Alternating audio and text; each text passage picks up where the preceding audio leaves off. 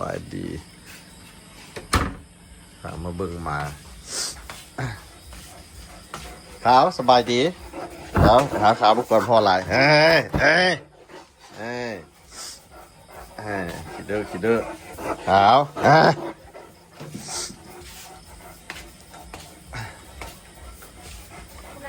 ไปใส่มือละ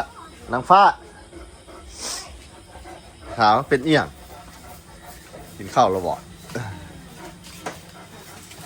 สบายดีสาวๆโอ้ใส่มีเต้าหวะขาวกวนพอหลายนี่มือนี้สิปล่อยเต่าใช่เอามักตะยอกเน้นๆยอกแล้วน้ำลายมาเถื่อนนี่นะ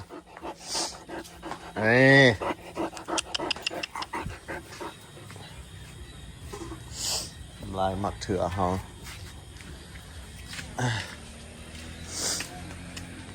เดี๋ยวลงเดี๋ยวมาน้อยยากอีก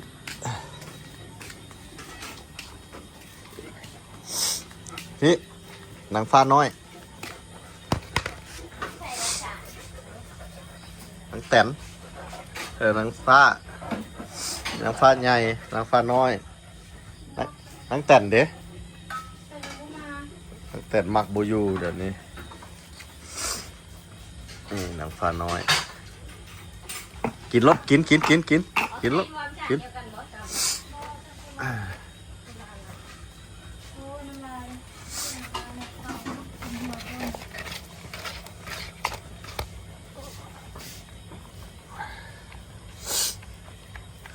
เป็น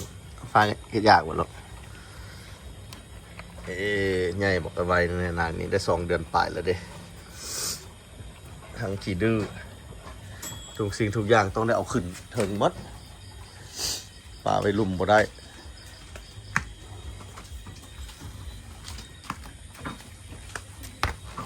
กินอะไรลูก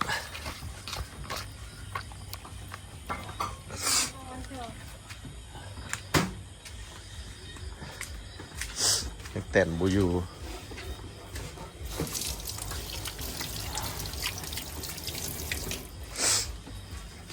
ว้าว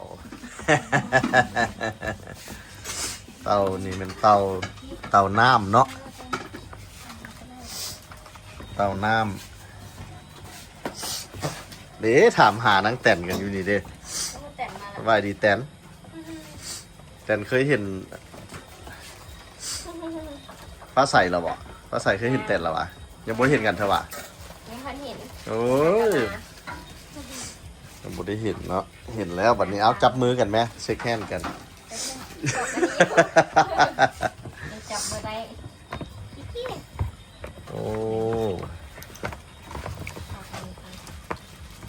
นางคิดดื้อเลยนี่นางแต่นเราคำหู้หรอนางแต่นเกือบแล้วนางคิดดื้อมีอย่างกับมุนมดเอาไว้ถึงอย่างนางเจ้าอย่างคุ้มจะเห็นเต่าน้ำนี่เต่าน้ำนั่นว่างหนึ่งเนี่ยเขาก็ปล่อยไปแล้วตัวหนึ่งนะปล่อยลงหนองวันนี้เขาจะปล่อยอีก2-5 ตัวถือว่าเขาจะปล่อย6 ตัวเต่าน้ำของแม่รัดเอาไปละนางนี่อย่างนางเจ้าอยากคุ้มจะเห็นน้ำมูอ่ะนางฟ้าน้อยสุดแสนสิคิดื้อโฟกัสพอเจ็บบ่เฮ็ดมาเบิ่งพอสิเอาตัวเต่านี่ไปปล่อยก่อนแหน่บ่เฮ็ดพอพูดสมาชิกเฮาเต็มอยู่นี่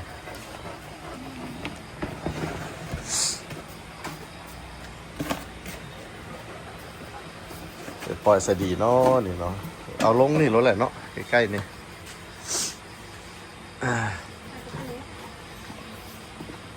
โอ้น้ำนี่หนักเติบเพราะยู่ก็ได้ดอกนะ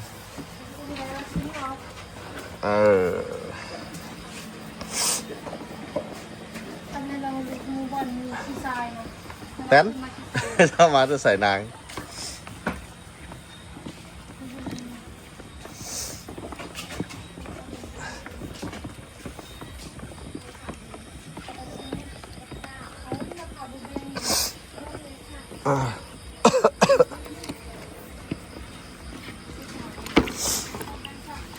ตัน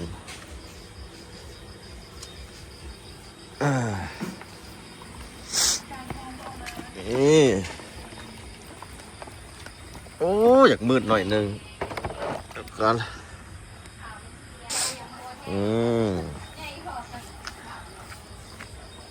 เด็กๆนี่ก็อยากมาเนี่ย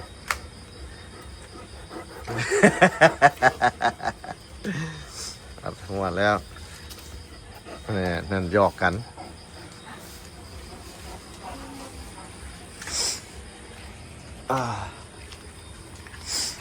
โอเค30 มือแล้วเนี่ยห้องกับปล่อยตัวหนึ่งเดี๋ยวนี้เขาจะปล่อยอีก2 4 5ตัวเป็น6ตัวปลาฝานี่ก็6ตัวคือกันแต่ว่าซุมือนี่ปลาฝาเขานี่ออกไข่แล้วเด้อไข่บอกอะไรไข่อยู่น่ะขี้ทรายเด้เขาถิ่มขี้ทรายไปหั่นมันไข่ใส่เราก็จะเอาไข่ใส่ครับขี้ทรายอยู่พุ่นเห็นไข่เพิ่นแล้วเอาปล่อยเตา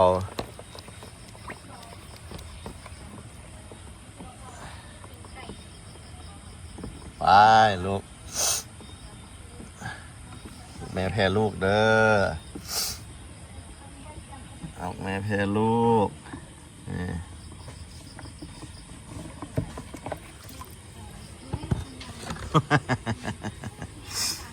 ไปแล้วหมากอันนี้เป็นหมักต้องเด้อหมักต้องเขานี่แต่ละมือนี่หมักต้องเขานี่ล่นหมักอะไรก็ให้แม่บ้านเก็บถิ่มลงหนองนี่ละลายนะหมักต้องเขานี่หมักต้องแล้วก็ถิ่มลงแล้วก็เป็นอาหารกุ้งอาหารหอยเหลียวมาวันนี้หายไปหมดละหายไปแล้วนี่ดิโอ้3 ตัวมาอยู่นี่ดิไอ้ออกแม่เพลลูกนี่ก็หอยนี่ดิหอยนี่ก็หอยนี่ก็หอยปลากระลายนี่ดิ3 หอยแล้วอยู่นี่4 หอยลายนี่ไข่หอยนี่หอยนี่จะขึ้นมาไข่เส้นนี่มันก็ลายวันนี้มันหอยแพงนี่ตัวนี้มักยูบกไว้มักหอยนี่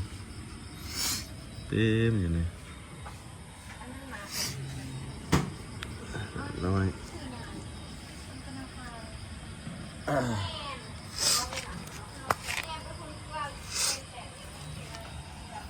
ออก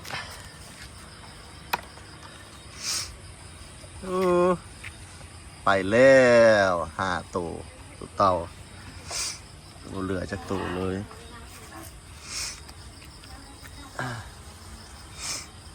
โอ้ยหอย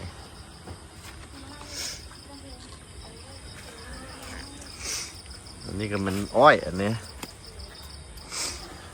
โอเค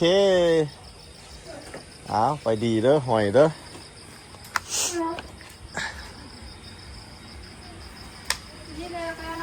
กินนี่หวะช่วยเราสิกินน้ำบอโอเคกินน้ำกันซะนะการปล่อยหอยเขาก็สำเร็จละว่าหอยประสันการปล่อยเต่าเขาก็สำเร็จละพอจบวิดีโอสั้นๆนี่เขาก่อนเจอกันใหม่บาย